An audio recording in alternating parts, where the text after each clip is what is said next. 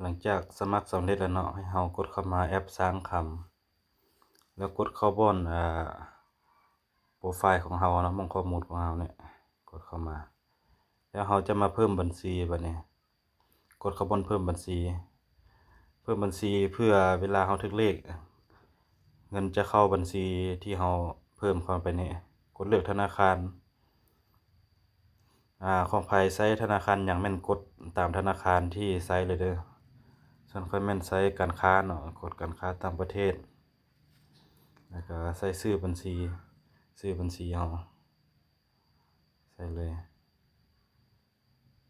ให้ชื่อบัญชี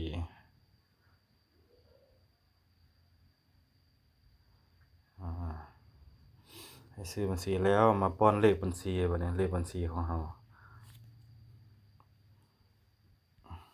ใส่เลขบัญชีของเราลงไปเลยเพื่อเวลาถึกเลข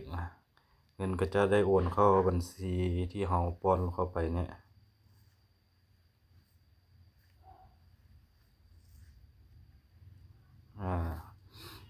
กดเลขบัญชีให้ถูกต้องทุกตัวเลขแล้วให้กดบ่อนยอมรับว่าถูกต้องแล้วเนี่ยกดเข้าไปว่ายอมรับแล้วกดบันทึกสำเร็จเนาะสำนี้ก็ถือว่าสำเร็จแล้วนะเราได้ผูกบัญชีเรียบร้อยเวลาถึกเลขเงินก็จะโอนเข้าตามบัญชีที่เราเพิ่มใส่นี่เลย